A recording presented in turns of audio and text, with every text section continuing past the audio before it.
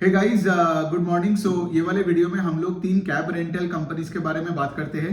ठीक है, WTI cabs, फिर श्री OSFM ई मोबिलिटी, और एक तीसरा कंपनी जो वेरी रिसेंटली आई थिंक वो लास्ट मंथ कोई IPO आया, उसका नाम है इकॉस इंडिया मोबिलिटी। ठीक है, अब देखिए ये एक नया स्पेस है इन अ वे के लिए। ये तीनों कंपनीज का अगर आप देखोगे कि लाइक इनका ग्रोथ वगैरह अच्छा है, ये लोग स्केल अप अच्छे तरीके से कर रहे हैं, और ये एक नया थीम है इन अ वे के लिए। मतलब इससे पहले अगर आप मार्केट में हुए हो तो आपको you would agree with me के लाइक ये सब जो कैब रेंटल स्पेसेस का कंपनीज लिस्टेड कंपनीज में नहीं आता था। तो ये कंपनीज क्या कर रहे हैं, अब इनका थोड़ा सा बिजनेस मॉडल जान लेते हैं। ठीक है, अब सोचिए कोई भी एक बड़ा कॉर्पोरेट है। ठीक है, अब कॉर्पोरेट में तो लेट से हजारों एम्प्लॉयज काम करते हैं। अब सोचो वहां पे कितने एम्प्लॉयज कितने दूर दूर से आते हैं, कहाँ जाते हैं आते हैं। अब सोचो कितने एम्प्लॉयज का सेफ्टी का बात होती है। तो यहाँ पे सोचो, से फॉर एग्जांपल अगर आप एक कॉर्पोरेट हो एंड लेट से आपके यहाँ पे बहुत फीमेल एम्प्लॉयज है, तो उनका सेफ्टी का रिस्पॉन्सिबिलिटी तो कॉर्पोरेट का ही है ना। लेकिन क्या होता है ना, कॉर्पोरेट का तो खुद का धंधा संभालेगा या हर एम्प्लॉय का सेफ्टी देखेगा, राइट। तो बेसिकली वो क्या करते हैं, ऐसे एग्रीगेटर को काम दे देता है कि देखो भाई, हम तुमको एक कॉन्ट्रैक्ट दे रहे हैं, तुम हमारे सारे एम्प्लॉयज को लेट से घर से लाओगे ऑफिस तक, और यहां से तुम उनको घर छोड़ के आओगे। Got it. तो ये जो कैब रेंटल सर्विसेज कंपनीज है वो मेजॉरिटी वाइज में वो कॉर्पोरेट्स को ही केटर करते हैं, चाहे वो WTI कैब हो या श्री OSFM हो या इकॉस इंडिया मोबिलिटी हो। तो ये लोग क्या करते हैं ना, ये कंपनीज का काम ही है कि ये कॉर्पोरेट्स को केटर करे। ठीक है, कॉर्पोरेट्स को केटर करे, और यहाँ पे क्या करते हैं ना, बहुत सारे फैसिलिटीज भी प्रोवाइड करते हैं। मतलब से फॉर एग्जांपल मैं आपको कुछ एग्जांपल देता हूं कि यहाँ पे पूरा ट्रांसपोर्टेशन सोल्यूशन देता है अपने क्लाइंट्स को, और क्लाइंट्स मतलब यहाँ पे वो कॉर्पोरेट्स को। ठीक है, मतलब यहाँ पे क्या होता है कि से फॉर एग्जांपल कि अगर कोई एम्प्लॉय घर जा रहे आ रहे, तो वो जिस गाड़ी में जा रहे, ठीक है, तो उस गाड़ी का ट्रैकिंग, ठीक है, वो तो एम्प्लॉयर बैठ के देख सकता है कि कौन से गाड़ी। फिर दूसरे साइड में क्या है, यहाँ पे ये लोग क्या करते हैं ना, ये वो राउटिंग का भी काम करते हैं। मतलब सोचिए अगर एक एम्प्लॉय अपने ऑफिस में जो आ रहा है, राइट, ही और she will be even more productive अगर वो ट्रैफिक में कम फंसे। तो ये जो WTI कैब्स टाइप की कंपनी है, इनका जो टेक इंफ्रास्ट्रक्चर है, ये वो भी कोशिश करते हैं कि एम्प्लॉयज ऑफिस में आए और ऑफिस से घर जाए, अपना सबसे लीस्ट ट्रैफिक वाले पाथ से, है ना। तो ये सारे चीजें करते हैं। दूसरे साइड में सोचो इनके वेंडर्स होते हैं जिनके पास ये गाड़ी वगैरह होते हैं, है ना। तो मतलब क्या है, ये बीच का जो बैठे हैं, ये जो कंपनीज है जैसे WTI कैब्स वगैरह, एक साइड इनके पास बहुत सारे वेंडर्स है।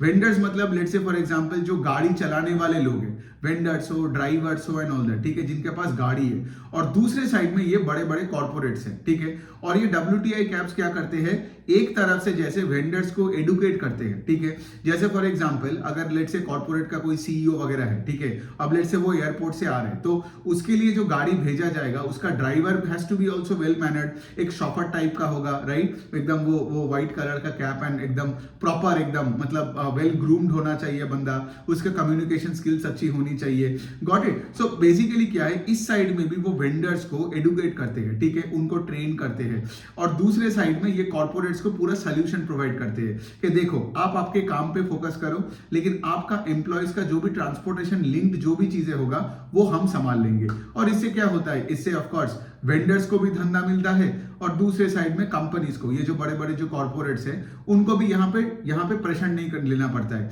दूसरा एक और चीज ये है जो कि है कि पुलिस वेरिफिकेशन। मतलब सोचो ना, ये जो आप बोलोगे कि ओला और उबेर के साथ ये डिफरेंस क्या है, ये WTI कैब्स है, इनका डिफरेंस यही है ना कि ओला का ड्राइवर या उबर का ड्राइवर आज आपको पता नहीं है वो बंदा है कौन, ठीक है, ऑल्दो ऐप में है एंड ऑल दैट, लेकिन यहाँ पे क्या है, यहाँ पे जो WTI कैब्स टाइप की कंपनी है, वो पुलिस वेरिफिकेशन करके ही वो ड्राइवर को सिलेक्ट करते हैं। तो से फॉर एग्जांपल जब कॉर्पोरेट बोलते हैं कि हमें इतने ड्राइवर चाहिए, इतने गाड़ी चाहिए, तो जिन लोगों को आप भेज रहे हो फ्रॉम द वेंडर साइड, उन सब का पुलिस वेरिफिकेशन, गाड़ी का कंडीशन ठीक है, और फिर उसके साथ साथ ऑफ कोर्स और भी फैसिलिटीज कॉर्पोरेट्स को मिलते हैं। तो इसके लिए कॉर्पोरेट्स का क्या है ना कि लाइक बेसिकली ये पूरा काम दे देता है ऐसे कैब रेंटल एग्रीगेटर्स को, ठीक है, और वही है इन तीनों का बिजनेस मॉडल। समझ में आ गया। अब ऑफ कोर्स इसको छोड़ के ये लोग इवेंट मैनेजमेंट बोलिए, फिर उसके साथ और भी है, जैसे फॉर एग्जांपल इवेंट मैनेजमेंट हो गया, फिर उसके बाद ट्रैवल एजेंसी कंपनीज के साथ भी ये सब जुड़े हुए रहते हैं। मतलब जो भी जहां भी ट्रैवल लिंक्ड कुछ भी होता है तो ये लोग वहां पे रहते हैं। लेकिन आज भी इनका most part of their sales आता है फ्रॉम देयर कॉर्पोरेट क्लाइंट्स, मतलब कॉर्पोरेट एम्प्लॉयज को घर छोड़ना, घर लाना, और जैसे मैंने बताया राइट, सिर्फ घर छोड़ना ही नहीं, एयरपोर्ट में छोड़ना, एयरपोर्ट से लाना, ठीक है। फिर उसके बाद ऑफ कोर्स बहुत सारे कॉर्पोरेट मीटिंग्स वगैरह होते हैं, है ना। और इनके पास जो वेंडर्स है ये भी वही देखते हैं कि वेंडर्स के पास भी हर तरीके का व्हीकल्स हो, है ना। बिकॉज देखो यहाँ पे क्या है, ये लोग एसेट लाइट बिजनेस मॉडल में चलता है, ये सब कैब एग्रीगेटर कंपनीज का बात कर रहा हूँ। एसेट लाइट मतलब यहाँ पे वो सारे गाड़ीज वो खुद ओन नहीं करते हैं, लेकिन वो ये भी देखता है कि जो भी गाड़ी इनके वेंडर्स के पास है वो गाड़ी एटलीस्ट 3 साल से मतलब क्या बोले, मतलब 1 साल 2 साल या फिर उससे भी नीचे, अगर गाड़ी का से फॉर एग्जांपल अगर एज हो, मतलब पता नहीं वो टर्म मुझे याद नहीं आ रहा है, मतलब गाड़ी मतलब अगर 3 साल के नीचे का गाड़ी हो, ठीक है, तब गाड़ी नया रहेगा, है ना, मतलब नया मॉडल। लेकिन अगर 5 साल पुराना 7 साल पुराना जो गाड़ी होगा तो उसमें प्रॉब्लम्स हो सकती है ना। तो बेसिकली क्या है, तो वो लोग ये सब भी उनको देखना पड़ता है। एंड ऑफ कोर्स अगर यहाँ पे बिजनेस पे आप सोचो ना, यहाँ पे कैब एग्रीगेटर तभी पैसा और बनाएगा जब ये लोग जितने ज्यादा ट्रिप्स मारेंगे, गॉट इट। क्योंकि यहाँ पे क्या है, अगर आप एक गाड़ी को दिन में, लेट्स से अगर आपका एक स्विफ्ट डिजायर है, ठीक है, तो स्विफ्ट डिजायर टाइप के गाड़ी को आपको दिन में 6-6, 8-8, 12-12 ट्रिप्स मतलब अगर आप उनसे मारोगे तो फिर उसके बाद जाके ना ये कंपनीज पैसे बनाएगा। लेकिन सोचो अगर गाड़ी में सर्विसिंग में पड़ा है, ठीक है, और उसके बाद लेट्स से वेंडर भाग गया है, तब ये कंपनीज कैसे पैसे बनाएगा। So at the end of the day इनका बिजनेस मॉडल थोड़ा कॉम्प्लिकेटेड है, but also having said that ये सब डिपेंड करता है कि से वेंडर का अवेलेबिलिटी क्या है, ठीक है। क्योंकि अगर वेंडर नहीं है तो क्लाइंट का अगर ऑर्डर आया, लेट्स से कि ओके हमें एयरपोर्ट से 25 लोग हैं जिनको लेके आना है, हमारा क्लाइंट लेट्स से यूएस से आ रहा है, लेकिन अगर लेट्स से आपका वेंडर ही उस दिन गायब हो गया या गाड़ी ब्रेक डाउन हो गई, तो फिर गया ना आपका बिजनेस वहां से, और आपका रेपुटेशन का भी खराब हो जाता है बात। तो ये लोग क्या करते हैं, ये लोग कॉर्पोरेट्स के साथ कनेक्शन बनाते हैं और कनेक्शन को डीपेन करते हैं। दूसरे साइड ये लोग क्या करते हैं, दे फॉलो द कॉर्पोरेट्स, मतलब क्या है, वेंडर्स का बात कर रहा हूँ, सॉरी यहाँ पे कैब एग्रीगेटर्स का बात कर रहा हूँ, ये WTI कैब्स वगैरह का। मतलब सोचो आज अगर आपका कॉर्पोरेट एक नया शहर में जाता है, ऑफिस खोलता है, राइट, तो वहां का जो एम्प्लॉइज है, फिर ये कंपनी क्या करता है, सिंस ऑलरेडी आपका उस पर्टिकुलर कॉर्पोरेट के साथ टाई अप है और वो कॉर्पोरेट नया शहर में गया, तो आप भी उनके साथ नया शहर में चले जाओगे। फिर उनका जो नया एम्प्लॉइज वहां पे जो हायरिंग होगा, फिर वो एम्प्लॉइज का ट्रांसपोर्ट सोल्यूशन भी आप दोगे। सो बेसिकली क्या है, जो कॉर्पोरेट्स का पकड़ रहे हो, अगर कॉर्पोरेट का एक्सपेंशन होता जाएगा तो उसके साथ साथ ये कैब एग्रीगेटर का भी एक्सपेंशन होता रहेगा। तो यही इनका बिजनेस मॉडल का खास बात है। और इसीलिए क्या है ना कि एग्जिस्टिंग क्लाइंट जाना नहीं चाहिए, क्योंकि अगर एग्जिस्टिंग क्लाइंट आपसे खुश है, ठीक है, वो कॉर्पोरेट आपसे खुश है, तो कॉर्पोरेट जहां भी जाएगा वो तो आपको ही कॉन्ट्रैक्ट देगा ना। बिकॉज आप अगर उनके लिए लेट्स से बैंगलोर, मुंबई और चेन्नई में अच्छे काम कर रहे हो, और अगर कॉर्पोरेट ने लेट्स से दिल्ली और कोलकाता में दो नया ऑफिस खोला, तो आपको ही देगा। और उसके साथ क्या होगा, ये कैब एग्रीगेटर कंपनी का, इनका बिजनेस मॉडल का, इनका स्केलेबिलिटी भी हो जाएगा, है ना, उनका प्रेजेंस बढ़ जाएगा। और ऑफ कोर्स जितने कॉर्पोरेट्स टायर 2, 3, 4 सिटीज में जाएगा, उसके साथ साथ ये कैब एग्रीगेटर्स भी चलेंगे उनके साथ, है ना। तो बहुत इंटरेस्टिंग एक बिजनेस मॉडल है। और यहाँ पे मैं इसको डिटेल में थोड़ा बहुत, ये देखिए ये सारी चीजें क्यों बता रहा हूँ, बिकॉज आपको ये दोनों साइड अच्छे से समझना पड़ेगा, एक वेंडर साइड और एक कॉर्पोरेट का साइड, ठीक है। ये बेसिकली आप देखोगे कि वो को वर्किंग का जो कंपनीज है उसके तरह है ना।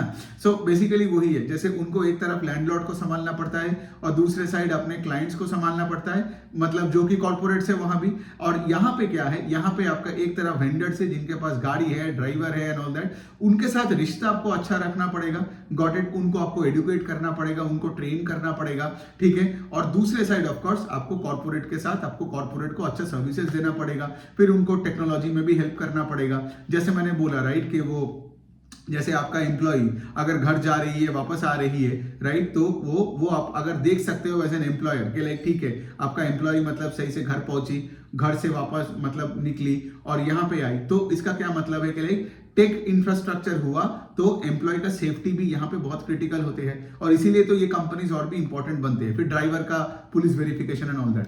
तो अभी देखिए, अभी ये तीनों कंपनीज का बात करते हैं, एक चीज मैं आपको बता सकता हूँ, ये जो पिछला जो 6 महीने गया राइट, इसमें हमारा इलेक्शन था, फिर उसके बाद हीट वेव और मॉनसून, ये तीनों चीजों की वजह से ये जो स्पेस में जो 3 कंपनी का बात कर रहा हूँ उसमें उतना ग्रोथ नहीं आया जितना मैं एक्सपेक्ट कर रहा रहा था। मतलब ये इसमें अगर श्री OSFM का देखोगे, उनका भी पेस ऑफ सेल्स ग्रोथ घटा है, WTI कैप का भी पेस ऑफ सेल्स ग्रोथ घटा है, because of all this reasons, ठीक है। बिकॉज देखिए ना, अगर मॉनसून एक्सटेंडेड हो जाती है तो लोग वही ना कि वो गाड़ी रास्ते में थोड़ा कम चलता है ना, तो यहाँ पे बिजनेस में थोड़ा सा प्रॉब्लम आती है। और अब हम सबको तो पता ही है ना, इस बार का जो मॉनसून पीरियड था वो एकदम एक्सटेंडेड होकर सितंबर तक आ गया, ठीक है। तो इसी वजह से ये H1 ओवर प्रीवियस H1 में इनमें उतना ग्रोथ नहीं है, लेकिन फिर भी ग्रोथ है, ठीक है। तो अभी अगर हम WTI कैप्स का बात करते हैं तो WTI कैप्स का सेल्स ग्रोथ इस 26% से ग्रो किया H1 ओवर H1 में, ठीक है। और इनका एक चीज है कि इनका अभी क्या हो रहा है ना, इनका एक्सपेंशन मोड में है, तो इनका कॉस्ट में कोई कंट्रोल नहीं है, तो इनका प्रॉफिट आफ्टर टैक्स जो है वो that is down on a YOY level in H1, ठीक है। तो सेल्स ग्रोथ है लेकिन यहाँ पे पैड ग्रोथ नहीं है, ठीक है। सो मतलब क्या है, आपका यहाँ पे EPS ग्रोथ नहीं हुआ, लेकिन एटलीस्ट द गुड थिंग इसके लिए सेल्स फिर भी 26% से बढ़ा, 26% से बढ़ा, तो ये अच्छी बात है। दूसरा साइड ये है कि कंपनी का वही चीज उनका जो रिजल्ट में है, या एक्चुअली क्या है ना, इस कंपनी का इस बार का मुझे कोई कॉन कॉल मिला नहीं, पता नहीं शायद किया नहीं है मैनेजमेंट ने, लेकिन द थिंग इज मैं पिछले बार बता सकता हूँ, पिछला जो कॉन कॉल था उनका मैनेजमेंट यही बोला था कि BPO एंड IT में जो ग्रोथ होता है ना, वो टायर 2 टायर 3 में बहुत तगड़ा हो रहा है, तो ये लोग भी टायर 2 टायर 3 में प्रेजेंस कर, जैसे मैंने वो समझाया आपको बिजनेस मॉडल के टाइम कि कंपनीज जितना भी है, BPO IT बैंक्स, ये लोग जितने टायर 2 3 4 सिटीज में जाएंगे, ऑफिस खोलेंगे और एम्प्लॉयज हायरिंग करेगा, उनका ट्रांसपोर्ट सोल्यूशन तो यही देगा। तो बेसिकली ये कंपनी भी वही कर रहे हैं, BPO पे बहुत मतलब BPO का ग्रोथ दिख रहा है, और ऑफ कोर्स BPO सेगमेंट में जितना भी ग्रोथ होगा आप देखोगे कि ये कंपनीज जैसे WTI का भी ग्रोथ आएगा, तो ठीक है। और ऑफ कोर्स ये लोग अपने, फिर उसके साथ साथ एक और इंडस्ट्री में बोलना भूल गया, मैं तो एयरलाइंस का बोला क्योंकि एयरपोर्ट का पिकअप एंड ड्रॉप वगैरह हो गया। फिर होटल इंडस्ट्री भी है ना, उनके साथ भी इनका, जैसे आपका कोई क्लाइंट आता है वो तो ऑफिस में नहीं रहेगा ना, वो तो होटल में रहेगा, तो होटल से भी उसको ऑफिस लाना, ऑफिस से होटल में लाना, ये सब कुछ WTI करता है। सो 26% का सेल्स ग्रोथ है, लेकिन इनको कोई ऑपरेटिंग लेवरेज वगैरह नहीं मिला, EPS का ग्रोथ नहीं आया, which is again having said that, मतलब वैसा सिचुएशन होता है ना, तो उस दिन मैं जो वीडियो बनाया था मैंने आप सबको तो यही बताया था कि राइट कि I would still prefer a company with sales growth and no EPS growth than a company जिसका सेल्स ग्रोथ है ही नहीं और जो कॉस्ट कटिंग करके EPS बढ़ा रहा है, ठीक है।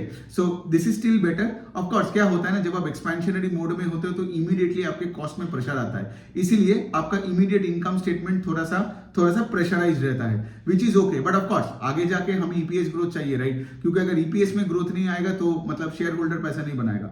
अच्छा, दूसरा हम काम करते हैं ये श्री OSFM, और उसके बाद आता है आपका ECOS। ये दोनों का कॉन कॉल ही मैंने सुना, ठीक है, इनका तो फिर अच्छे से डिस्कस करते हैं। अब देखो यहाँ पे वही है, अभी श्री OSFM का बात करते हैं, ठीक है, श्री OSFM ई मोबिलिटी।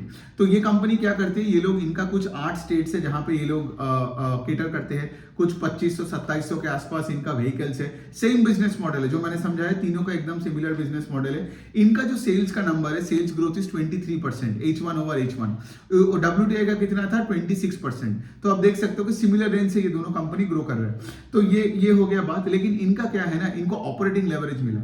आई थिंक श्री OSFM का PAT I think grew more than 100%। मतलब यहाँ पे क्या हुआ, इनका sales growth is very similar to WTI cabs, लेकिन जो एडवांटेज मिला इसको श्री OSFM को, कि उनको ऑपरेटिंग लेवरेज मिला, ठीक है। सो पैट ग्रू बाय 113% के आसपास, जबकि WTI कैप्स का तो कोई ग्रोथ नहीं आया, ठीक है। अब इनका टारगेट क्या है ये कंपनी का, कि श्री का, कि 2500 व्हीकल से हम इसको 10,000 व्हीकल्स तक लेके जाएंगे, ठीक है। आई थिंक ये अगले 2 साल के अंदर ये टारगेट कर रहे हैं कि 2500 से हम लोग 10,000 व्हीकल्स में जाएंगे। सो ये हो गया बात। एंड ऑफ कोर्स कंपनी ने भी कॉन कॉल में भी यही चीज डिस्कस किया कि लाइक यू नो, अगर मेरा ड्राइवर पार्टनर लेट से गायब हो जाता है, गाड़ी ब्रेक डाउन करता है, तो वही सबसे बड़ा रिस्क है ना यहाँ पे, क्योंकि eight the end of the day अगर वेंडर काम नहीं कर रहा है, ये तो ओला उबेर का भी रिस्क है ना, क्योंकि ओला उबेर में भी सोचिए ना, मतलब ऐप है, सब कुछ है, लेकिन अगर ड्राइवर नहीं है, आपको गाड़ी नहीं मिल रहा है, तो ओला कैसे कमाएगा, है ना। तो ऐसा सीन है।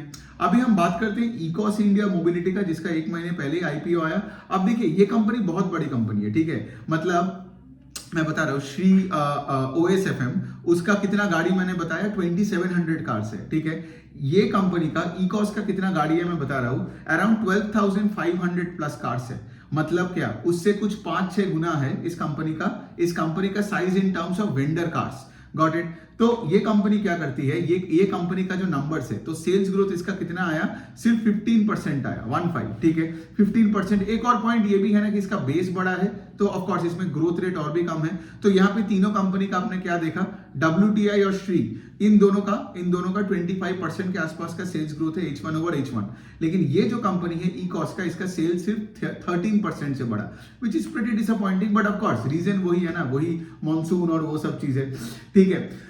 अब यहाँ पे देखो, यहाँ पे ये कंपनी क्या कर रहे हैं, यहाँ पे कंपनी बहुत सारे जो इनका फ्लीट है उसमें बहुत सारी ईवी वीवी गाड़ी वाड़ी का बात कर रहे हैं। बिकॉज ऑफ कोर्स आप देखो ना, eight the end of the day अगर तुम्हारे वेंडर, बिकॉज अगर तुम्हारे पूरे ईवी का फ्लीट होता है तो वो तुम्हारे पेट्रोल का भी खर्चा वर्चा बचेगा, करेक्ट। तो यहाँ पे क्या होगा, वेंडर का कॉस्ट बढ़ेगा, मतलब तुम्हारा कॉस्ट भी वहां पे बचेगा, क्योंकि वेंडर के साथ तुम्हारा कॉस्ट का एक रिश्ता है, और दूसरे साइड क्लाइंट्स के साथ तुम्हारा है के लिए, क्योंकि क्लाइंट तुम्हें कितने पैसे दे रहे हैं, ठीक है। तो बेसिकली वही है, ये लोग वही बता रहे हैं, कोशिश कर रहे हैं कि हमारे यहाँ पे मार्जिन एक्सपेंशन और होता जाएगा जितना हम से फॉर एग्जांपल वेंडर कार्ड्स ये पेट्रोल डीजल से ईवी में आएगा। प्लस ऑफ कोर्स उसको इस बार में मैं बोल सकता हूं कि कंपनी को ऑपरेटिंग लेवरेज नहीं मिला, इकॉस का बात कर रहा हूं, इसका pad growth is less than even 15%, तो उतने इंप्रेसिव नंबर्स है नहीं कंपनी का, ठीक है। मतलब इससे तो बेटर मैं WTI कैब्स और श्री OSFM देख लूं, ठीक है, क्योंकि उनका एटलीस्ट 20-25% के ऊपर ग्रोथ तो है, ये तो 15% का सेल्स ग्रोथ है और ऑपरेटिंग लेवरेज भी नहीं है। लेकिन ये कंपनी बहुत बड़ा है और इसका मैनेजमेंट ने कॉल में गाइडेंस दिया कि हम लोग 20% से ग्रो कर सकते हैं sales for the next 4 years. इसका मतलब है कंपनी का मैनेजमेंट ये बता रहा है कि अगले 4 साल में हम अपने सेल्स को डबल कर सकते हैं। लेकिन जो पहला दो कंपनी हमने डिस्कस किया, right, they can double sales in 3 years और less. Got it. I guess मुझे यही लगता है कि लाइक बिकॉज श्री OSFM का आई थिंक FY24 और FY23 में 30%-40% के रेंज में ग्रोथ था। आप एक बार जाके चेक कर सकते हो, ठीक है। But the point I am trying to say is के like the first 2 companies can grow at a faster pace than this company ECOS India mobility, और इसका साइज भी इतना ज्यादा है। प्लस ऑफ कोर्स ये लोग वही expansion in tyre 2 tyre 3 cities with the corporates, ये वो भी करने का बात कर रहे हैं यहाँ पे। और इनका एक खास बात है, सॉरी जो मैं बोलना भूल गया इनका बिजनेस मॉडल का, ये लोग क्या करते हैं ना, ये लोग लग्जरी कार्स में ज्यादा फोकस करते हैं। अब सोचो आपका जब वेंडर है, ठीक है, आपको डिसाइड करना पड़ेगा वेंडर किस तरीके का गाड़ी, मतलब किस तरीके का गाड़ी प्रोवाइड करेगा क्लाइंट को। लेकिन इकॉस का मुझे लग रहा है कि कंपनी क्या करने का कोशिश कर रहा है, ये अपने क्लाइंट को जाके बोल रहे हैं कि देखो हमारे पास सारे प्रीमियम टू लग्जरी कार्स भी है। तो मतलब क्या है, आपका अगर लेट से कोई CEO है, MD है, या फिर आपका अगर कोई पार्टनर हो, या फिर आपका अगर कोई बड़ा क्लाइंट हो, राइट, तो वो तो स्विफ्ट डिजायर में नहीं आएगा ना एयरपोर्ट से ऑफिस या एयरपोर्ट से होटल, राइट। वो होटल में भी रहेगा लेट से रेडिसन में, या वो वेस्टिन में रहेगा, या कोई मैरियट में रहेगा, और उसको चाहिए एक अच्छा गाड़ी ना, वो थोड़ी आप ऑल्टो में उसको बिठा के लाओगे। सो बेसिकली ये जो कंपनी है इकॉस, ये इनका एक लग्जरी कार का भी एक फ्लीट है, ठीक है। और ऑफ कोर्स वो इनका जो ड्राइवर होते हैं उनको वो शॉफर बोलते हैं ना, राइट। तो ये लोग हाईली एजुकेटेड होते हैं इन द वे के like in terms of presentation, in terms of से communication skills, in terms of grooming skills. तो ये कंपनी इकॉस उसमें थोड़ा ज्यादा सा फोकस कर रहे हैं। और इसमें एक और रीजन है ना कि अगर आप से देखो लग्जरी कार्स का भी मेंटेनेंस कॉस्ट ज्यादा है, दैट इज ट्रू, उनका माइलेज भी कम है, that is also true. But यहां भी उस कंपनी के साथ यहाँ पे मतलब इकॉस का मैं बोल रहा हूँ, क्लाइंट से भी तुमको ज्यादा पैसा मिलेगा, है ना। तो यही मुझे एक्चुअली चेक करनी है, बिकॉज ये कंपनी को मैं भी पहले बार ट्रैक किया, इनका कॉल अटेंड किया था, मैंने सुना।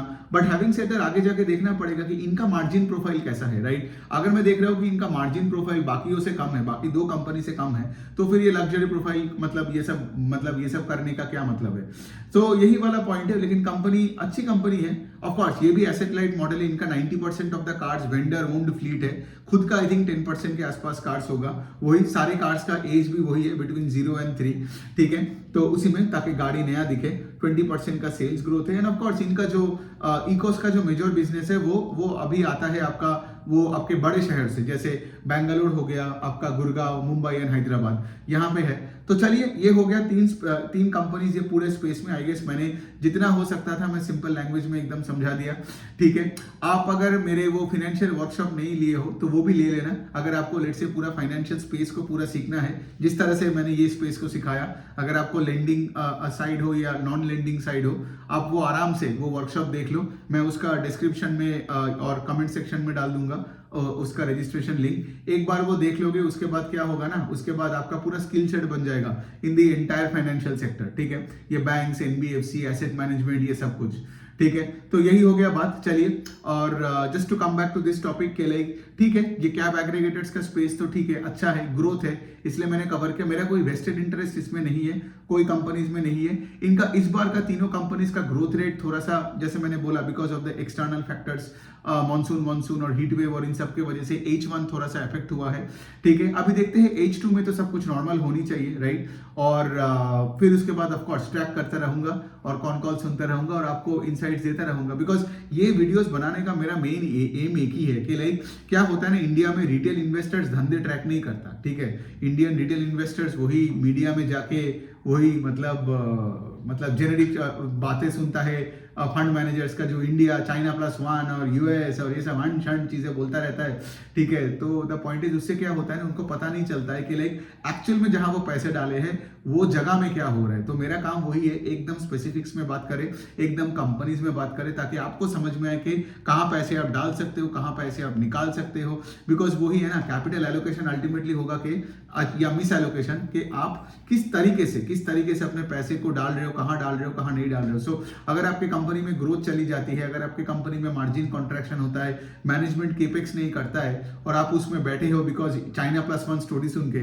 तो आप पैसे नहीं बनाओगे। बिकॉज अल्टीमेटली तो आपको उस स्टॉक में पैसा डालना है ना, चाइना प्लस वन करके तो कोई स्टॉक नहीं है ना। तो वही है, अब रिटेल इन्वेस्टर्स को वही ऊपर से उल्लू बनाने वाले लोग तो बहुत है मीडिया में। इसलिए मैं बार बार बोलता हूँ, अगर आपको इक्विटी रिसर्च में अच्छा बनना है तो कभी भी कोई भी न्यूज चैनल, एडिटोरियल्स और न्यूज़पेपर मत पढ़ो, सिर्फ इन्वेस्टर पीपीटी, कॉन कॉल पढ़ो, सिर्फ कॉर्पोरेट डॉक्यूमेंट्स पढ़ो। बिकॉज अल्टीमेटली अगर तुम्हें इकोनॉमी के बारे में जानना ही है ना, तो पता है तुम्हें कौन बताएगा? नॉट द फंड मैनेजर जो इंटरव्यू दे रहे, बट द गाय जो बिजनेस चला रहे, और वही तो कॉन कॉल में बात करेगा ना। जैसे यहाँ पे देखो, मैंने कितने सारे बात किया, राइट। मैंने तो मैक्रो का भी बात किया, ये मॉनसून के बारे में बात किया, फिर इलेक्शन के बारे में बात किया यहाँ पे। तो ये मुझे किसने बताया? ये तीनों कैब एग्रीगेटर कंपनीज के मैनेजमेंट ने मुझे बताया, है ना।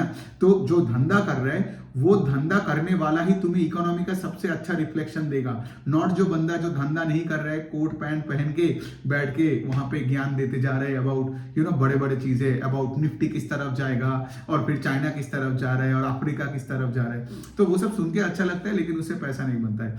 सो एनी विच वे, ये तीनों कंपनीज कर लिया। तो यहाँ पे अगर आपका कोई डाउट वगैरह होता है तो ऑफ कोर्स आप मुझे कमेंट सेक्शन में लिख सकते हो। Thank you.